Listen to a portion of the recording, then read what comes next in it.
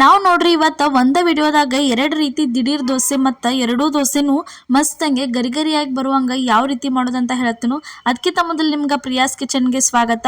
ನೀವಿನ್ನೂ ನಮ್ಮ ಚಾನಲ್ನ ಸಬ್ಸ್ಕ್ರೈಬ್ ಮಾಡಿಲ್ಲ ಅಂದ್ರೆ ಮಿಸ್ ಮಾಡಲಾರ್ದ ಈಗಲೇ ಹೋಗಿ ಸಬ್ಸ್ಕ್ರೈಬ್ ಮಾಡಿರಿ. ಈ ಎರಡೂ ರೀತಿ ದೋಸೆ ಯಾವ ರೀತಿ ಮಾಡ್ತೀವಿ ಅಂತ ಹೇಳ್ತೀವಿ, ಕೊನೆ ತನಕ ಮಿಸ್ ಮಾಡಲಾರ್ದ ವಿಡಿಯೋ ನೋಡ್ರಿ.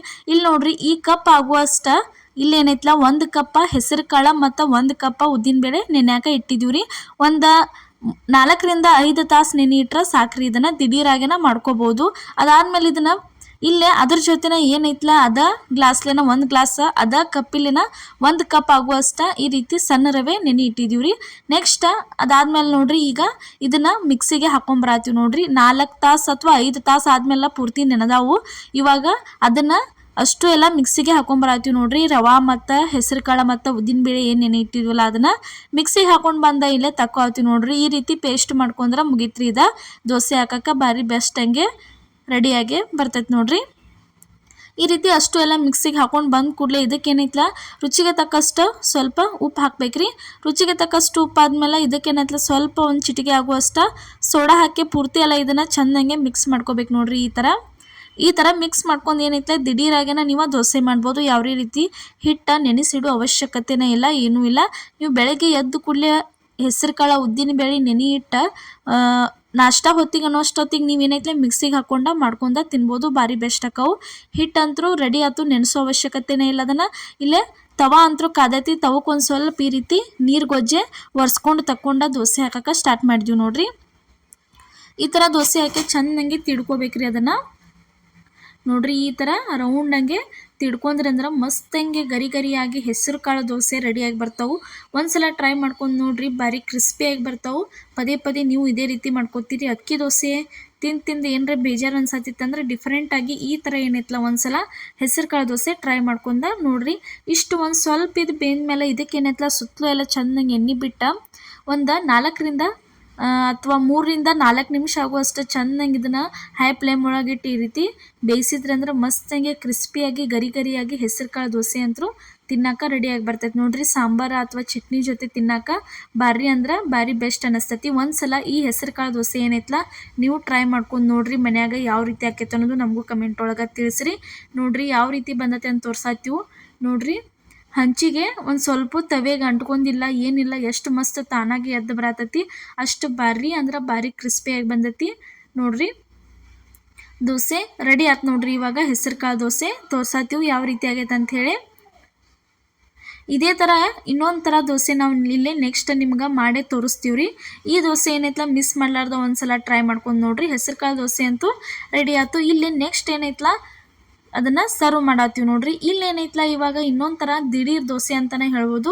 ಇದನ್ನಂತರೂ ನೆನೆಸಿಡೋ ಅವಶ್ಯಕತೆ ಇಲ್ಲ. ಆವಾಗಲೇ ಹೆಸರು ಕಾಳು ಏನೈತಲ್ಲ ಅದನ್ನು ನೆನೆಸಿಟ್ಟಿದ್ವಿ ಒಂದು 3 ರಿಂದ 4 ತಾಸು. ಆದ್ರೆ ಈ ದೋಸೆ ನೆನೆಸಿಡೋ ಅವಶ್ಯಕತೆನೇ ಇಲ್ಲ, ದಿಢೀರಾಗೇನ ಮಾಡ್ಕೋಬೋದು ನೋಡ್ರಿ. ಇದು ಭಾರಿ ಮಸ್ತಂಗೆ ಗರಿ ಗರಿಯಾಗಿ ಬರ್ತೈತಿ. ದಿಢೀರಾಗಿ ಮಾಡ್ಕೊಂಡ ತಿನ್ಬೋದು ದೋಸೆ ತಿನ್ಬೇಕು ಅನ್ನಿಸ್ದಾಗ. ಇಲ್ಲಿ ನೋಡ್ರಿ 1 ಕಪ್ ಆಗುವಷ್ಟು ರವೆ ಹಾಕಿದ್ವಿ. ಅದಾದ್ಮೇಲೆ ನೋಡ್ರಿ 1 ಕಪ್ ಆಗುವಷ್ಟು ಅವಲಕ್ಕಿ, ಯಾವ ಕಪ್ಪಿಲೆ ರವೆ ತೊಗೊಂಡಿರ್ತೀರಿ ಅದ ಕಪ್ಪಿಲೆ ಅವಲಕ್ಕಿನೂ ತೊಗೊರಿ. ಅದಾದ್ಮೇಲೆ 1 ಕಪ್ ಆಗುವಷ್ಟು ಏನೈತಲ್ಲ ಚುನ್ಮರಿ ಹಾಕತ್ತೀವಿ ನೋಡ್ರಿ. ಚುನ್ಮರಿ ಆದ್ಮೇಲೆ ಇದಕ್ಕೇನೈತಲ್ಲ ಒಂದು 2 ಸ್ಪೂನ್ ಆಗುವಷ್ಟು ಕಡಲೆ ಹಿಟ್ಟು ಸೇರ್ಸಾತೀವಿ ನೋಡ್ರಿ. ಈ ಥರ 2 ಸ್ಪೂನ್ ಆಗುವಷ್ಟು ಕಡಲೆ ಹಿಟ್ಟು ಸೇರಿಸಿದ್ಮೇಲೆ ಇದಕ್ಕೇನೈತಲ್ಲ ನೆಕ್ಸ್ಟ್ ಇದಕ್ಕೆ ಇನ್ನೊಂದು ಸ್ವಲ್ಪ ಈಗ ನೆಕ್ಸ್ಟ್ ಏನೈತಲ್ಲ ರುಚಿಗೆ ತಕ್ಕಷ್ಟು ಉಪ್ಪು ಹಾಕಿದೀವಿ. ಉಪ್ಪು ಆದ್ಮೇಲೆ ಒಂದು ಚಿಟಿಕೆ ಏನೈತಲ್ಲ ಸೋಡಾ ಹಾಕಿದೀವಿ. ಸೋಡಾ ಆದ್ಮೇಲೆ ನೋಡ್ರಿ ನೆಕ್ಸ್ಟ್ ಇದಕ್ಕೇನೈತಲ್ಲ 1 ಸ್ಪೂನ್ ಆಗುವಷ್ಟು ಸಕ್ರೆ ಹಾಕ್ಬೇಕ್ರಿ. ಸಕ್ರೆ ಹಾಕಿ ಇದಕ್ಕೆ 1 ಕಪ್ ಆಗುವಷ್ಟು ನೀರು ಸೇರಿಸಿ ಇದನ್ನು ಚೆಂದಂಗೆ ಸಣ್ಣಗೆ ಮಿಕ್ಸಿಗೆ ಹಾಕ್ಕೊಂಡು ಬರ್ಬೇಕ್ರಿ. ಪೂರ್ತಿ ಎಲ್ಲ ಚೆಂದಂಗೆ ಪೇಸ್ಟ್ ಆಗಬೇಕು. ಸಕ್ರೆ ಯಾಕೆ ಹಾಕಿದೀವಿ ಅಂದ್ರೆ ದೋಸೆ ಕಲರ್ ಭಾರಿ ಬೆಸ್ಟ್ ಬರ್ತಾವ್ರಿ.